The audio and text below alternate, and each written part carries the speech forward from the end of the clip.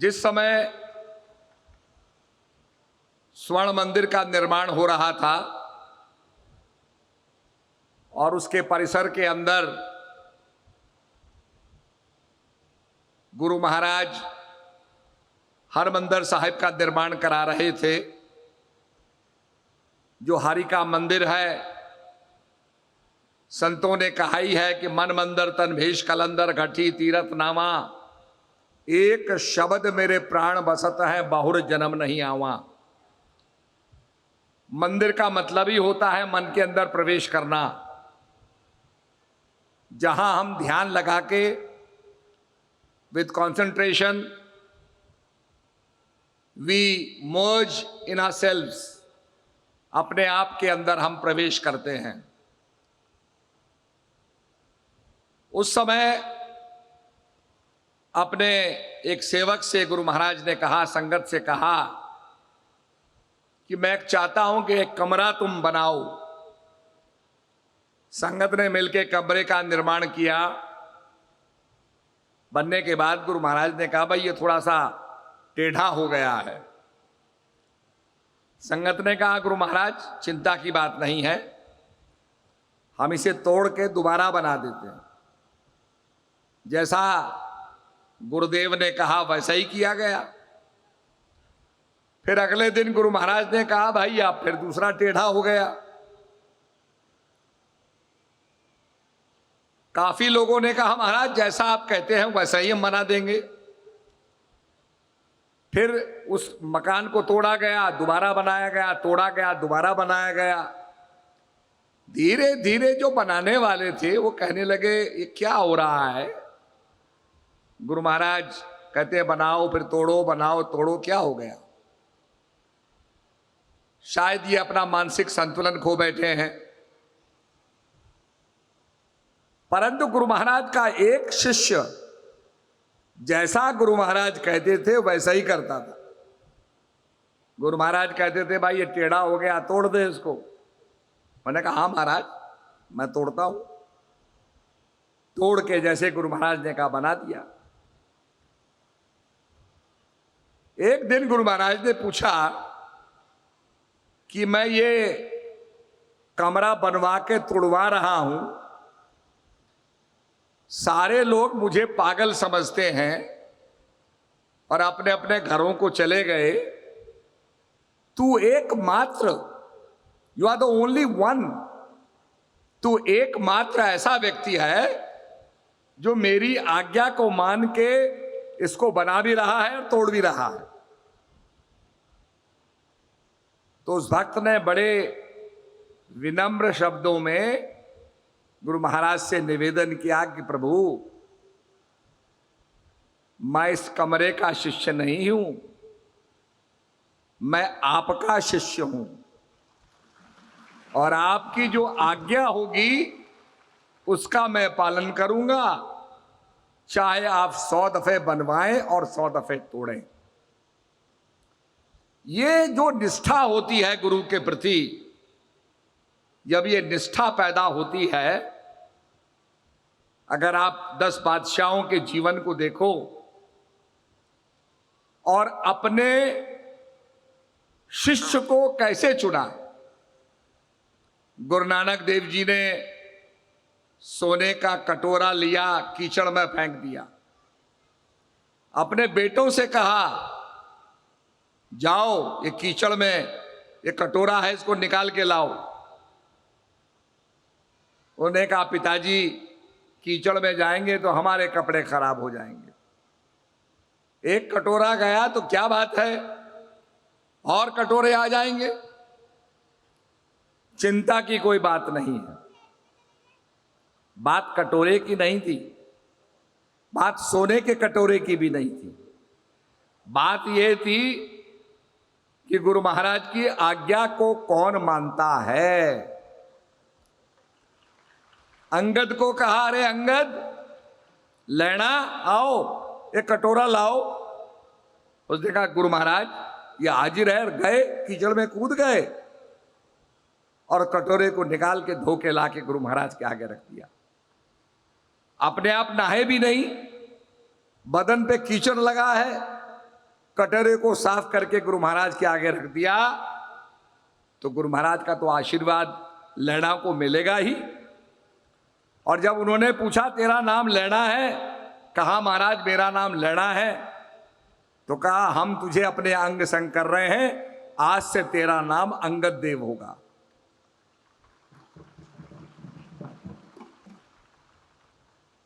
गुरु महाराज के दरबार में मन की नहीं चलती है। जहां मन की नहीं चलती वो गुरु का दरबार होता है।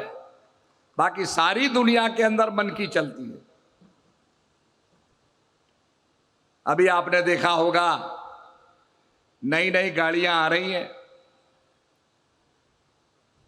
पहले तो डीजल की गाड़ी आई, पेट्रोल की गाड़ी आई। अब कहते हैं डीजल पेट्रोल से नहीं, अब बिजली से चलेगी, इलेक्ट्रिक कार्स। उसके अंदर फैसिलिटीज हाइब्रिड बना दिया, आधा पेट्रोल से चलेगी, आधा बिजली से चलेगी। ये सब मन बहलाने के लिए, to pamper your mind, designs बनाए जा रहे हैं। विदेशों में हमने देखा एक दवाई है, वही फॉर्मूला है उसका, पर दूसरी गोली बना के उसमें लिख दिया एक्स्ट्रा एक्स्ट्रा पावरफुल। उसको माइक्रोफाइन कर दिया तो लिख दिया एक्स्ट्रा एक्स्ट्रा पावरफुल। कंटेंट्स उसके वही है। कहने का मतलब है ये सारा संसार मन को भटका रहा है, मन को लुभा रहा है, मन को बहला रहा है।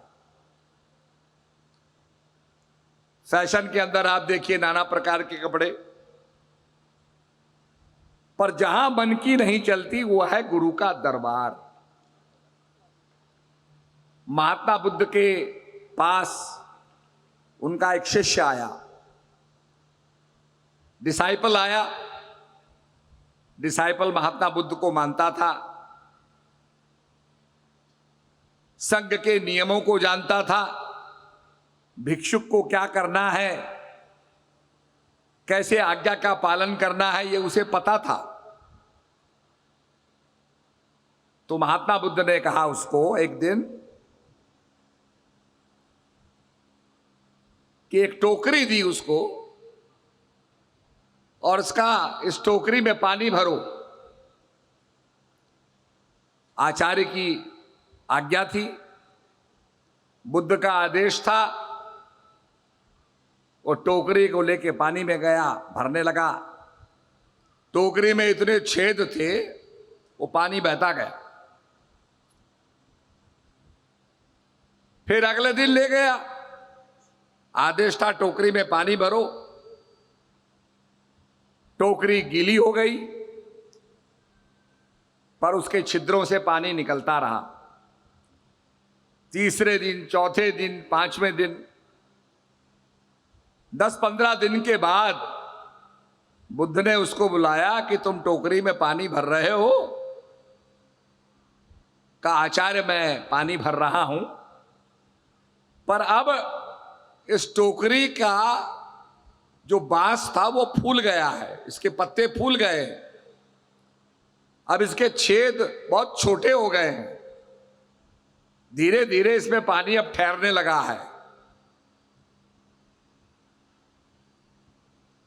महात्मा बुद्ध ने कहा जैसे निरंतर प्रयास करने से ये टोकरी के छिद्र बंद होने लगे, ऐसे ही निरंतर प्रयास करने से तुम अपने अवगुणों को भी समाप्त करोगे, अपनी नेगेटिव क्वालिटीज को भी खत्म करोगे, और एक दिन ये पात्र, ये टोकरी जो है पानी भरने लगेगी। तो कहने का मतलब कि अगर हम आज्ञा को माने, करत करत अभ्यास से जड़ मत होत सुजान, रस्सी आवत जात पर सिल पर पड़त निशान। रस्सी के रगड़ने से जब पत्थर पर वो आगे पीछे जाती है तो वो सॉफ्ट रस्सी भी पाषाण को काट देती है और उस पर निशान पड़ जाता है। पर इट इज ओनली पॉसिबल ये इसलिए संभव है कि करत करत अभ्यास से। ये सारा संसार जो है इसमें एनर्जी जो है उसी से मास परिवर्तित हुआ है। और विज्ञान ये मानता है, the law of conservation of energy, that energy can neither be created nor it can be destroyed.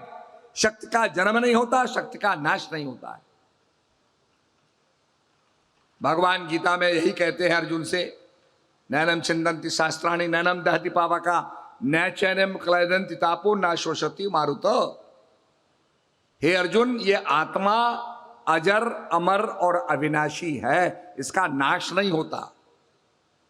अस्त्र शस्त्र इसे काट नहीं सकते, वायु इसको उड़ा के नहीं ले जा सकती, पानी इसको डिसॉल्व नहीं कर सकता है। इसी को विज्ञान एनर्जी कहता है और इसी को हम लोग आत्मा कह करके कि आत्मा की शक्ति से सारा संसार संचालित है। और हम कहते हैं जर्रे जर्रे में है झांकी भगवान की, किसी सूझ वाली आंख ने पहचान की, कि जर्रे जर्रे के अंदर, इवन इन ए पार्टिकल। और विज्ञान भी इस बात का अनुमोदन करता है कि पार्टिकल के अंदर भी शक्ति है, एनर्जी है, न्यूक्लियर फोर्स है। साइंस बताता है कि केंद्र के अंदर प्रोटॉन और न्यूट्रॉन है और उसके चारों तरफ इलेक्ट्रॉन्स परिक्रमा कर रहे हैं। न्यूक्लियस के अंदर प्रोटॉन और न्यूट्रॉन एक जगह पर बंधे हुए हैं। जब आपने देखा होगा भगवान का महारास होता है तो राधा कृष्ण बीच में हैं और सारी गोपियां चारों तरफ परिक्रमा कर रही हैं, नृत्य कर रही हैं। ये महारास ही कॉस्मिक प्लान है। कॉस्मिक जगत के अंदर बीच में केंद्र है, न्यूक्लियस है, जिसमें राधा और कृष्ण है, और उसके तरफ सारे इलेक्ट्रॉन्स जो गोपियां हैं वो परिक्रमा कर रही हैं, नृत्य कर रही हैं। इसी पर सारा संसार कॉस्मिक नृत्य पर आधारित है। हर पार्टिकल के अंदर ये हो रहा है, जर्रे जर्रे के अंदर ये हो रहा है। और राधा कृष्ण का जो प्रेम है वो तो स्पिरिचुअल है, वो भौतिक प्रेम नहीं है, स्पिरिचुअल प्रेम है। भगवान कहते हैं मेरा एक ऐसा परम धाम है जहां जीव पहुंच जाता है और फिर लौटता नहीं है संसार के अंदर, संसार चक्र से मुक्त हो जाता है। तो इसलिए सदगुरु की आज्ञा को मान करके और अभ्यास करना, करत करत अभ्यास से जड़ मत होत सुजान, जड़ जैसी मति भी सचेत हो जाती है, कॉन्शियस हो जाती है, क्रियाशील हो जाती है। एक बहुत बड़ा बिजनेसमैन था, बहुत बड़ा, तो जमीन को देखने के लिए आया कि भाई मैंने अपनी फैक्ट्री लगानी है, और फैक्ट्री भी वो लगाने जा रहा था एल्कलाइन वाटर की। जो पानी हम पीते हैं फिल्टर्ड वाटर, ये तो सामान्य पानी है, पर एक एल्कलाइन पानी होता है जिसमें वो ज़्यादा एल्कलाइन होता है, और एल्कलाइन होने से वो एसिडिटी को ख़त्म करता है। जापान के अंदर लोग एल्कलाइन पानी पीते हैं तो उनको कैंसर ही नहीं होता। हमारे मॉरिशस आश्रम में उन्होंने एल्कलाइन फिल्टर लगाया हुआ है, हमने भी अपने अपने आश्रमों में एल्कलाइन फिल्टर लगा रखे हैं। एल्कलाइन पीने से एसिडिटी नहीं होती और कैंसर नहीं होता है। तो वो एल्कलाइन की फैक्ट्री लगाना चाहता था। जब गाड़ी से आया तो उसने देखा कि एक नदी बह रही है, नदी के परली पार उसकी जमीन थी। उसने कहा अगर मैं गाड़ी ड्राइव करके जाऊंगा तो घंटों लग जाएंगे, दूसरी तरफ जाना है, ब्रिज है नहीं, जहां ब्रिज है वहां जाने में समय लगेगा, बहुत समय लगेगा, तब मैं फिर वहां पहुंच पाऊंगा। सामने देखा एक नौका वाला था, उसने कहा इसे कुछ पैसे दे दूंगा, नौका में बैठ जाऊंगा, 20 मिनट में मुझे पार उतार देगा, और जहां पर मुझे फैक्ट्री लगानी है वहां मैं देख लूंगा। ऐसा समझ करके वो नौका में बैठ गया और चलने लगा। नौका वाला चप्पू खेने लगा, वो बैठा था। उसने पूछा नौके वाले से कि भाई तुम क्या मुझे जानते हो? उसने कहा बाबूजी मैं आपको नहीं जानता। अरे बोला मैं तो बहुत बड़ा आदमी हूं, करोड़पति हूं, रोज अखबार में मेरी फोटो छपती है और तुम मुझे नहीं जानते? I am a big investor, मैं बहुत बड़ा इन्वेस्टमेंट कर रहा हूं और तुम मुझे नहीं जानते? अरे अखबार को उठा। उसने कहा महाराज मैं पढ़ना जानता ही नहीं, मैं अखबार क्या देखूंगा? बोला अच्छा तुम पढ़ना भी नहीं जानते? अरे देखो ये सारी जमीन जो है तुम्हारे सामने, यहां मैं बहुत बड़ा एल्कलाइन प्लांट लगाने जा रहा हूं। अब बेचारा वो जो नाविक था वो कहने लगा साहब वो एल्कलाइन क्या होता है मुझे पता ही नहीं। उसने कहा अरे पानी की बोतल। उसने कहा जी पानी की बोतल? अरे बोला यहां नहीं है उसकी कीमत, शहरों में लोग पानी की बोतल ही खरीदते हैं, पानी पिएंगे तो बोतल खरीदेंगे, तो शहरों में मेरा पानी बिकेगा, अल्कलाइन वाटर बिकेगा, इसलिए मैं यहां बहुत बड़ा प्लांट लगा रहा हूं। अब वो बहस ही कर रहा था, समझा रहा था तुम पढ़े लिखे नहीं हो, ये नहीं हो, तो बेचारा वो भी बहुत डिस्पॉन्डेंट हो गया, हीन भावना को ग्रसित हो गया, ध्यान उसका पता नहीं कहां से कहां चले गया, वो टकरा गई नौका, एक पत्थर से टकरा गई, पर से टकरा गई तो उसे पानी भरने लग गया। उसने कहा बाबूजी आपने तो बहुत मुझे हतोत्साहित कर दिया, अब ये टकरा गई, अब इसमें पानी भर रहा, अब ये डूबेगी। अब ये बताओ बड़े साहब आपको तैरना आता है या नहीं आता? अरे बोला तैरना? मैं तो इन्वेस्टमेंट करता हूं, तैरता थोड़ी हूं। उसने कहा महाराज तो अब ये नौका डूबेगी। अब वो बेचारा इन्वेस्टर घबराया कि मुझे तो तैरना आता नहीं है, अब क्या होगा? घबरा गया बेचारा, नर्वस हो गया। तो नाविक कहता चिंता मत करो, मुझे तैरना भी आता है और बचाना भी आता है, मैं आपको बचा दूंगा, मुझे कस के पकड़ लेना।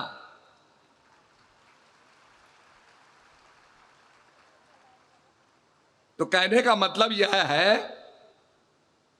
कि नाविक को तैरना आता था। हम इन्वेस्टमेंट करें, एल्कलाइन की फैक्ट्री लगाएं, बड़े बड़े उद्योग करें, सब कुछ करें, पर अगर तैरना नहीं आता है, जीवन के अंदर वो साधना नहीं आती है जिससे जीवन सफल हो, ये भवसागर से हम कैसे तैरें? अगर ये नहीं आता है तो हम डूबेंगे। और यही ज्ञान सदगुरु महाराज लखाते हैं।